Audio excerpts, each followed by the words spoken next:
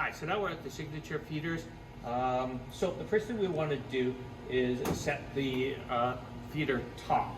So we've got 3 different guides, a couple of stops back here, some suckers. And so the first thing we want to decide is where we're going to place this thing. And so we could put it in the middle, but you have to sort of consider where the suckers would be. So this is a larger signature. This one is a little bit smaller, so this one would fit a little bit differently in here. So we'll go with this one. Now you don't have to put it in the center. This white mark here is the center, but I think what I'd probably do with this larger one is run it off center a little bit and include this sucker here.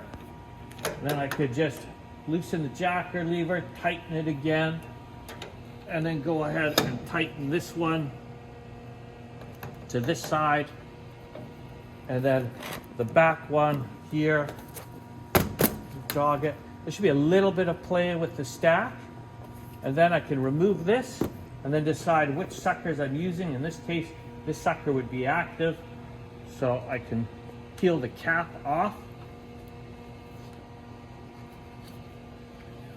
and add a sucker on. And the last thing would be the separating needles. They're controlled up top here. You can see when we loosen the little thumb screw here that we can move this, and that affects the pins. And so you want more pins sticking out for thinner signature and less pins for thicker signatures. All right, so the next thing we want to do is measure the signature from the spine to the low folio lap. So that's the shorter panel here. So we go from 0, we want to measure in centimeters. You can see this is about 23 3/4, maybe 23.7. So with that 23.7, we want to open up our feeder, make sure we have an E-stop locked off. And then if you look way down in here, you'll see the signature stops and a scale. And so the red numbers, this one I believe says 10, and this one's 15, and this is 20. And so we're looking at the bottom of the signature stop, and we go 20, and then 1 notch, 2 knots, 3 knots, and about 3/4. And then we lock that, and then the same on the left-hand side. 23 and about 3/4. And we'll stop there. All right, so now that we have the signature stop set, we're going to turn the vacuum on. So that's drum A here. We don't need to worry about drum B or C, so that will energize the suckers. And then we need to come over to the control panel and turn the air pump on. And then we can jog the signature slowly until it just hits the stops that we just finished setting.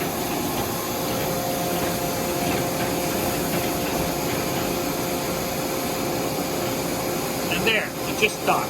Okay, so now that we have the signature resting against the signature stops, we just want to make sure that we have good pressure on the transport wheels.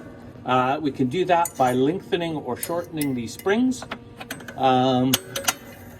And then we want to look underneath to see where the lip is. So the lip or the lap, right here, it's this white strip here. And so now we're going to inch the machine and watch the grippers, which are on drum B, try to grab in the middle of this lap. So I'll grab the jogger.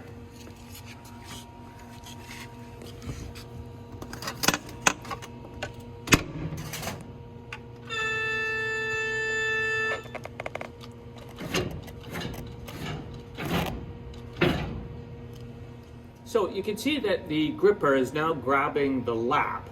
It's probably grabbing a little bit more than half the lap. So if we wanted it to grab a little bit less, we could simply raise the signature stops 1 millimeter or 2. And if we wanted it to grab more of the lap, we would simply lower the signature stops a little bit. So our scale should get us pretty close, but we may need to make an adjustment. So at this point, we can continue to cycle the machine until the signature opens up and then falls onto the saddle. All right, so the signature is supposed to fall about 4 inches ahead of the red flight. When this one fell, it's a little bit early. It's about 2.5 inches. So to correct that, I can simply, I want to lock off the machine, and I can disengage the clutch, and then rotate drum B, C, and A all at the same time, just a little bit forward.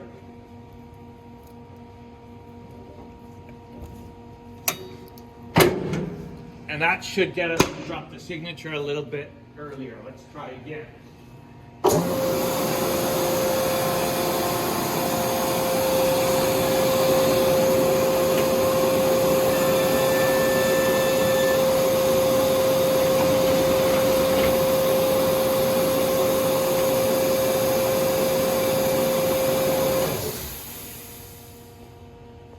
And there you have it. That's about 4 inches. All right, so the last thing that we might consider is the sword height and the brushes. So the signature is actually landing not on the saddle, but on a sword. And the sword is suspending the signature away from the chain until the red flight comes to pick it up.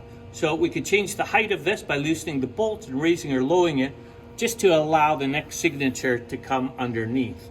And then finally, on this side over here, we have a jogging brush, which we might like to add pressure or remove pressure to help the signature jog up to the signature before or after it.